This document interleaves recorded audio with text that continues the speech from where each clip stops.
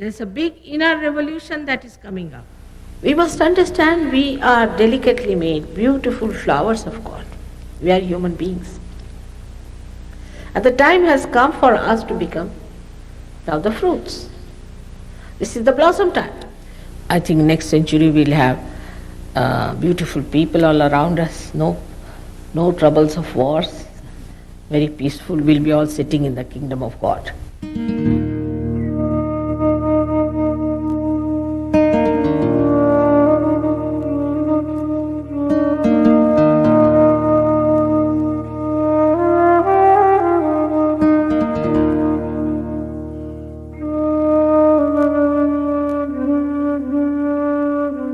Since the beginning of time, human beings have been searching for answers. Who am I? Why am I here? What is the purpose of existence? Many great incarnations and prophets have tried to shed light on the human dilemma and urge us towards spiritual awakening. Like different flowers on one tree of life, they spoke the same truths, but were bathed in different fragrances. Buddha saw enlightenment as the answer to our suffering, a 1,000-petal lotus emanating from the crown of the head. Muhammad also spoke of the Ruh, a cool breeze flowing out of the top of the head and the hands. At the time of resurrection, your hands will speak, he explained. And Krishna, in his playful mirth, depicted the need for yoga, or union with the divine. He spoke of the collective nature of man and the need for each of us to dissolve into the ocean of bliss. Christ also explained that salvation would come only through second birth. Forgiveness and compassion would clear the path towards this awakening, which would be felt as tongues of cool flames crowning the head in a divine halo. Heralding the new age of enlightenment, he promised us a comforter, the Holy Spirit, an incarnation who would lead us from darkness to the dawning of a new era. The age of the Mother has arrived.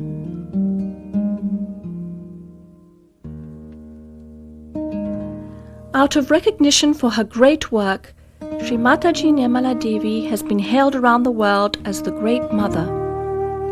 Since 1970, her mastery over the primordial energy known as Kundalini has drawn seekers to her public programs by the thousands.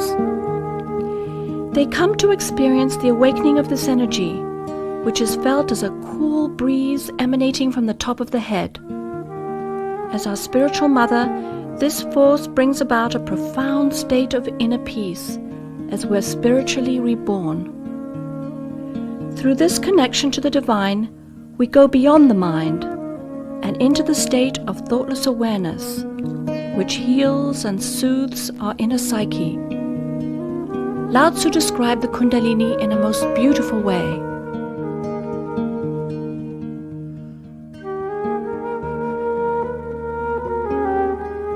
There is a thing, inherent and natural, which existed before heaven and earth.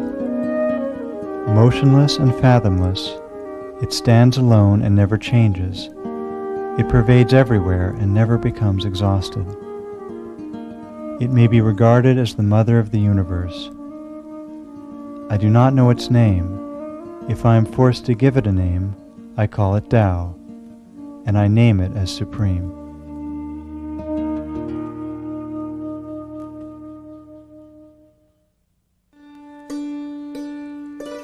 Sri Mataji was born to a Christian family at Chhindwara, a town at the very center of India. She arrived at midday on the 21st of March, 1923, on the spring equinox at a time when the planets were aligned in a most extraordinary way. Heralding this auspicious event was her mother's dream to see a tiger. In the jungle, the wild animal appeared before her in all its splendor. She was overcome with joy, and knew at that moment that there was something very special about her child. Born with the knowledge that she had a divine gift, Sri Mataji felt the need to share her understanding of God with humanity from her very childhood. Her parents knew why she was on the earth, and her father, who was a very learned man, helped her to understand about human beings.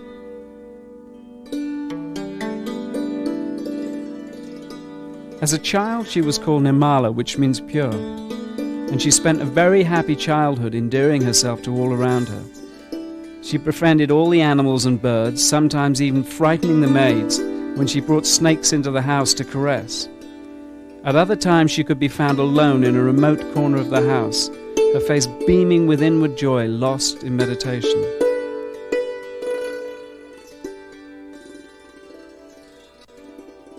Even at an early age, she was searching for a way to share this joy with those around her. She loved everything that was genuine and natural, walking each day to school in her bare feet in order to feel the earth. Her father laughingly told a new driver, "It is easy to recognize my daughter. She is the girl who carries her shoes in her hands." During vacations and holidays, Nirmala accompanied her family to Gandhi's ashram. He enjoyed her immensely, affectionately calling her Nepali because of her beautiful features. Sri Mataji later explained her relationship with the Mahatma. Now Gandhiji was very strict. The way he used to make everyone get up at 4 a.m, have your bath, come for puja. But his quality was that what he said, he practiced. There was no hypocrisy about it. Also, he used to get into a temper with people who would misbehave, and I used to put some cool water on him. Because I was a little girl, he would really understand it. And he used to say, "How is it that you keep so peaceful about such things?" And I said, "That's the solution. Reaction is not the way you can really work it out. Forgiving itself solves the problem."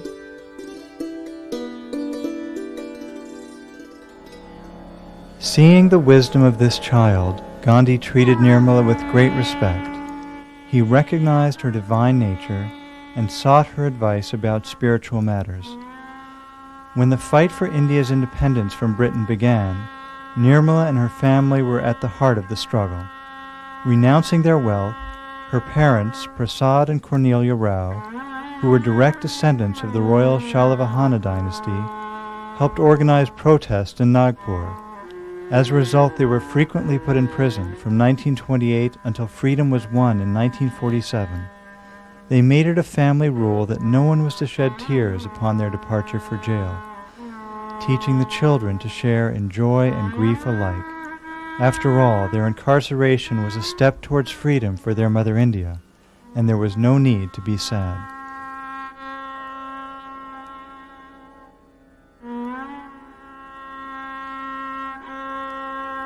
Growing up in the independence movement, Sri Mataji took an active role as a youth leader, spearheading the student struggle in Lahore while attending medical school. To this day, she is an outspoken advocate for political freedom, declaring that people cannot grow spiritually until they are free politically. I had such a good childhood with my parents. They taught us how to be sacrificing. My father was in jail for years. My mother went to jail 5 times. And from huge big houses we were living in huts. But we used to enjoy everything.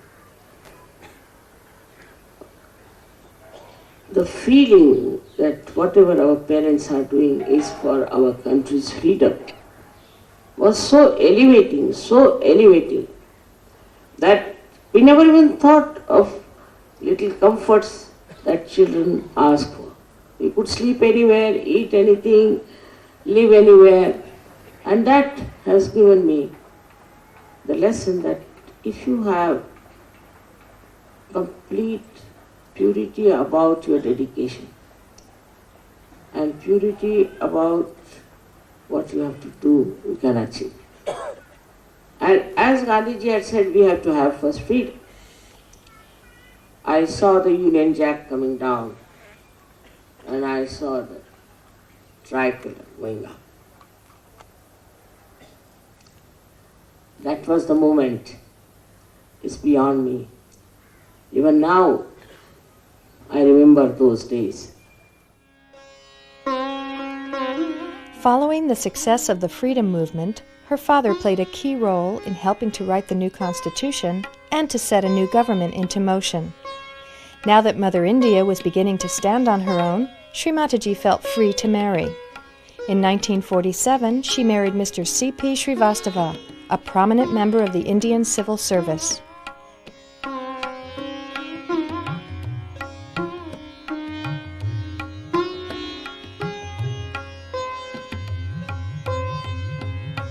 They were blessed with 2 daughters, Kalpana and Sadhana, and success in his political career. He was appointed personal secretary to one of the most famous and beloved prime ministers in Indian history, Lal Bahadur Shastri. Following Shastri's tragic death, Mr. Srivastava began his United Nations career, culminating in 16 years as Secretary General of the United Nations International Maritime Organization and a knighthood by the Queen of England. During this period, Sri Mataji waited patiently for the right time to begin spreading her divine message.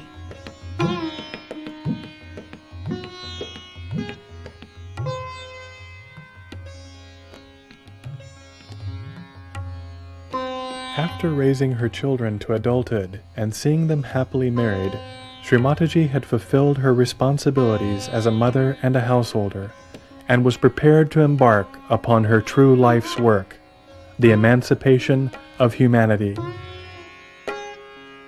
Having been invited to the ashram of a prominent local guru in 1970, she was shocked to see him looting people in the name of spirituality. Suddenly aware that the seekers everywhere were in danger from this future trend, Sri Mataji searched deep within herself for a solution. She spent the entire night on the seashore contemplating. And in the early hours of the morning, disgust with the falsehood she had witnessed and compassion for her children everywhere forced her to act. She meditated upon the Sahasrara, the energy center on the crown of the head, and prayed that all the seekers of truth would eventually receive their enlightenment and bring about the dawning of collective consciousness in humanity. She describes this historic event.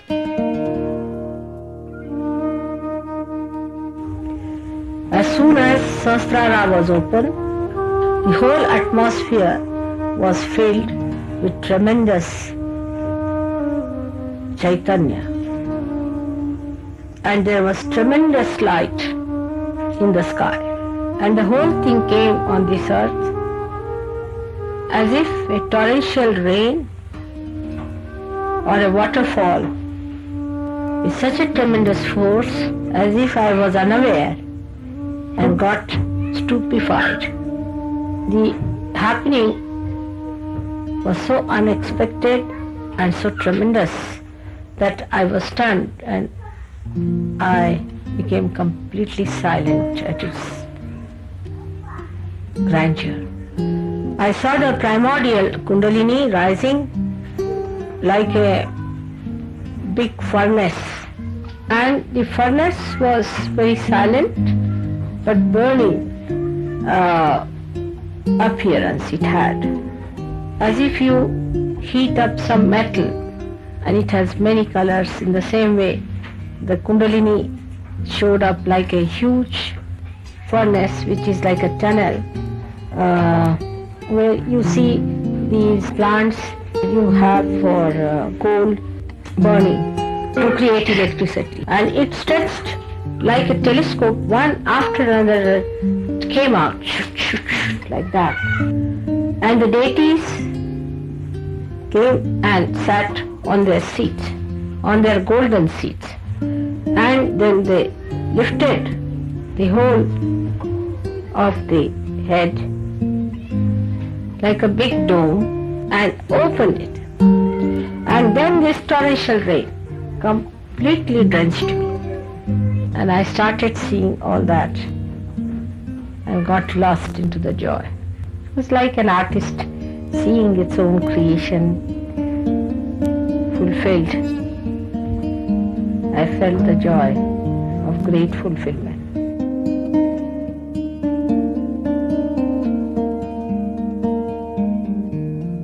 After emerging from this beautiful experience, Sri Mataji looked around and saw the blindness of human beings, and she became absolutely silent.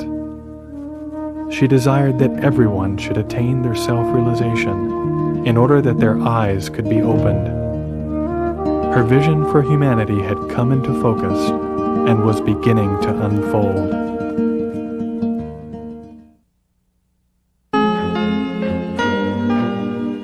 Following this, Sri Mataji began teaching a small group of seekers how to meditate. She stood behind each individual and raised the Kundalini by placing her hands on the various energy centers along the spine. This was a natural process which awakened their residual power of pure desire. She awakened this power called Kundalini, which lay dormant in the sacrum bone at the base of the spine, coiled in 3.5 coils. When awakened, it rose up the spinal cord, connecting and enlightening the energy centers. As it pierced the fontanelle bone area at the top of the head, they were connected with the divine. Although she was working with only a handful of people, she was searching for a universal method which would allow her to give this experience to large groups of people. She soon developed a technique for en masse self-realization. Taking into account all the different combinations and permutations of the human personality, the method was startlingly simple. The seeker would express his or her desire by holding the left hand towards Sri Mataji. Verbal affirmations helped the mothering energy to rise, and the experience could be verified by feeling the Kundalini in the hands and above the head. As more and more people expressed their desire to have this awakening, she began an en masse self-realization movement. Sahaja Yoga was born.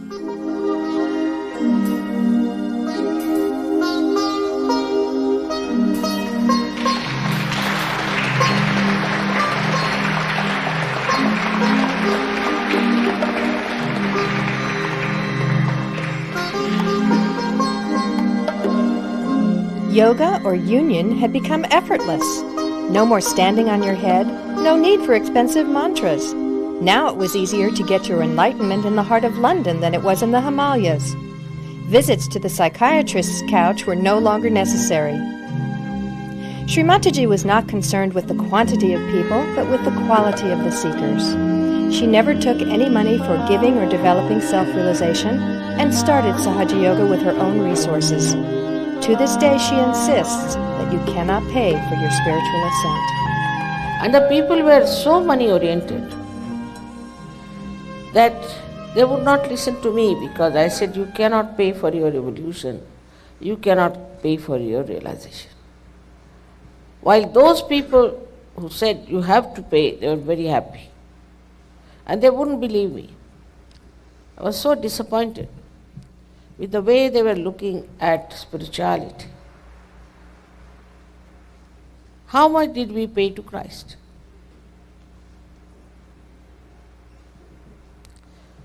How much did we pay to Mother Earth for these flowers?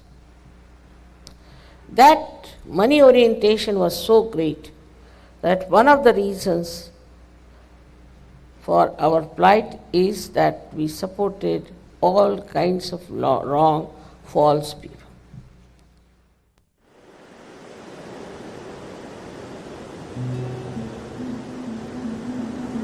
She was very anxious to save the American seekers from false gurus who had descended upon that country and were leading people to their destruction. In 1972, she sold her gold bangles and with that money set sail for America. In hall after hall, she warned of the dangers of following the false teachers who made many claims, but in reality were damaging the kundalinis and energy centers of their disciples. However, this message fell on deaf ears. The seekers of America were too naive and enthralled to listen. She was in great anguish at the plight of America, and on board the ship to India, her heart was pining to save her children. She addressed them in this poem. To my flower children, You are angry with life, like small children whose mother is lost in darkness. You sulk, expressing despair at the fruitless end of your journey. You wear ugliness to discover beauty. You name everything false in the name of truth. You drain out emotions to fill the cup of love. My sweet children, my darling, how can you get peace by waging war with yourself, with your being, with joy itself? Enough are your efforts of renunciation, the artificial mask of consolation. Now rest in the petals of the lotus flower, in the lap of your gracious mother. I will adorn your life with beautiful blossoms and fill your moments with joyful fragrance. I will anoint your head with divine love, for I cannot bear your torture anymore. Let me engulf you in the ocean of joy, so you lose your being in the greater one, who is smiling in your calyx of self, secretly hidden to tease you all the while.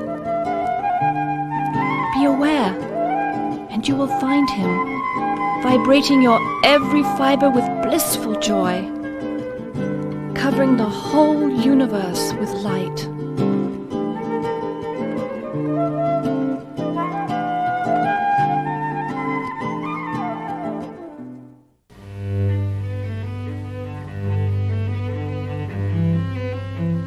Sri Mataji's efforts to reach the Western seekers intensified in 1974. Her husband was elected Secretary General of the United Nations International Maritime Organization, and they moved to England. Europe became her home, and Sahaja Yoga centers sprang up across the continent. Finding that this worked well for individuals, she began to emphasize the need for collective awareness. The experience became stronger when shared with others. She likened this to the analogy of one candle enlightening another and another, until there were so many candles standing together that the room was filled with light. The added dimension of feeling the connection to others was intrinsic to this new state of consciousness, and those practicing Sahaja Yoga found they were part of something greater than themselves, the transformation of mankind. Sri Mataji explains, the door of Sahaja Yoga is open to everyone, and every human being can achieve collective consciousness. The only problem is that the freedom of choice of the individual has to be respected, because he has ultimately to enter the area of total freedom. Thus, there may be many who may not sincerely seek their salvation. But if later on they see the multitude of realized souls enjoying the bliss of collective consciousness, they may also desire to get into their higher evolutionary process. This is how all evolutionary processes have worked in nature. The guiding and controlling force that acts is the spirit. This is the collective being within us which manifests in our attention and makes us collectively conscious. Sri Mataji was foremost a mother, and her obligation was to see her dream for global transformation realized. Traveling tirelessly year-round, day in and day out, she has given second birth to all who desired it.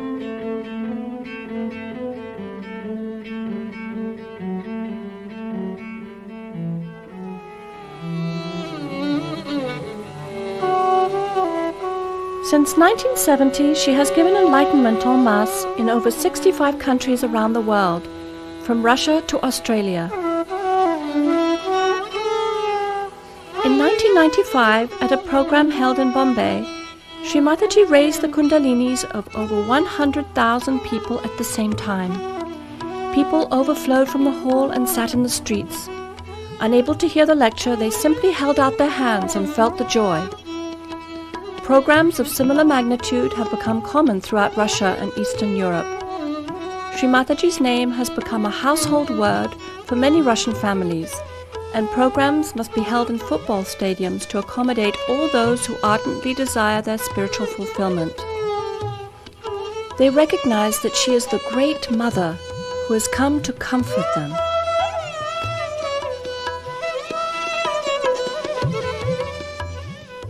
Because these are special times, as blossom times, and so many of you who were seekers before, seeking truth all over, going to Himalayas, standing on your heads, fasting, doing all kinds of renunciations and everything, now have taken birth and are normal people, householders. This was all promised that such thing will happen. Only with such people Sahaja Yoga will work out. So the whole thing is, I would say, a plan which has worked out. You all took your birth at this special moment. Even if you see the position of stars and all that, you can see clearly how everything has clicked together. It's all a divine plan. So a person who has a Sahaj culture is not only spontaneous but is inspired, is an inspired personality. A person who is of that kind, an inspired visionary, then other people get impressed by such a person that, see, there is a man who is inspired, who talks in an inspired way, in a way that is something very different from others. Something new, he says. New that is nourishing. In the world of this nonsense that we are living, we have to be something like the lotuses, who cannot be tarnished, who cannot be affected by all the ills that are going on. This is what is the test, is the pariksha. That at this time, at this difficult time, we can blossom and create fragrance and get so many others to this beautiful atmosphere. With your good wishes, with your prayers, this world will be so beautiful, so enchanting, that in the history people will describe that the world itself became a lotus full of fragrance, of divinity.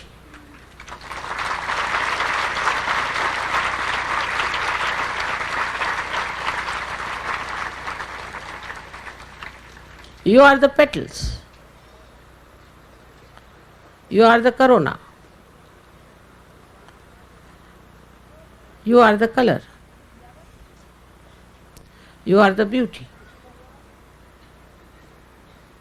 You are the pollen of that beautiful lotus, which is my vision of this world.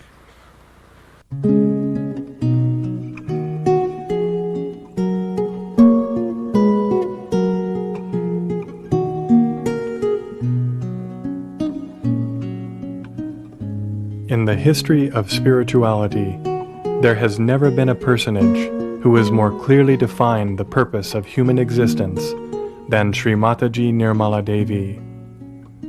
Her vision of mankind as an interwoven tapestry of many colors, cultures, and continents, all joined in what she describes as collective consciousness, is unique in that it establishes the thread which runs through all of human awareness. Sri Mataji sees us not as individuals stalking the earth in isolation, but as instruments of the divine, which when awakened through self-realization, begin to fulfill their purpose and emit love and compassion into the world. Peace must first be established in the individual, she says, and then will manifest itself over the earth. When this occurs, human beings will know themselves to be part and parcel of each other, and carry the light of the Spirit in their eyes. This light will comfort and soothe others and bring about the emergence of the culture of the Spirit on earth. We will come to look upon this world in which we live as a living and breathing entity which both sustains and enriches us, and cease to exploit and destroy its bounty.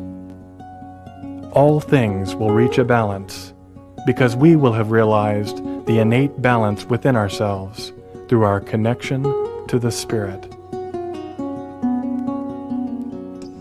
The complete transformation of both the inner and outer expressions of humanity are just within our grasp. We need only look within our own being to find the roots of all eternity. As each of us do this, we lay the foundation for the coming age and the great awakening which will forever alter our future course. This is the vision of Sri Mataji Nirmala Devi, a living saint for modern times.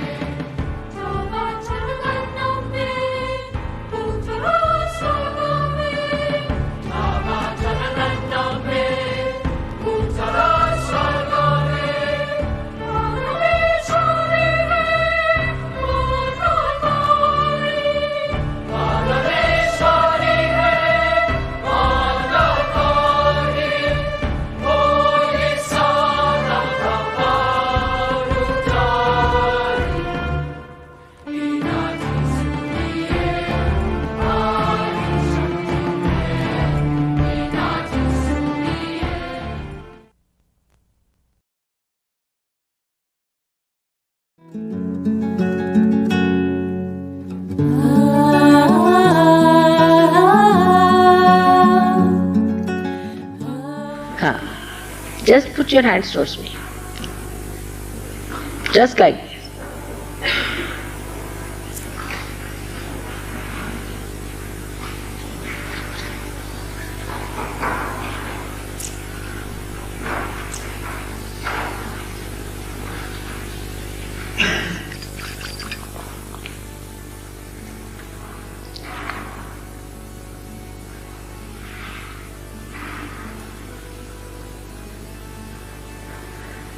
It's good. You're all thoughtless. If you see, there's no thought in your mind.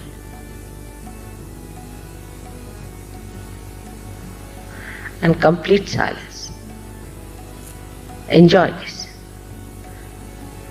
This moment is going to transform your life.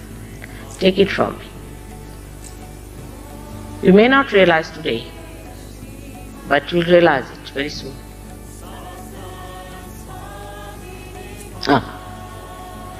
Strong. Have faith in yourself. That's the main thing.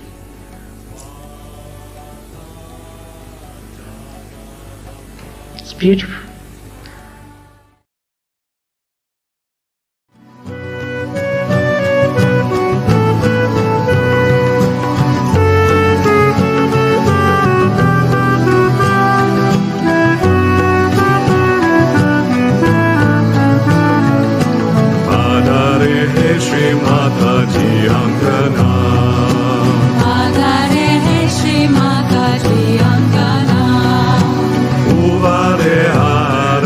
Chaitanya ki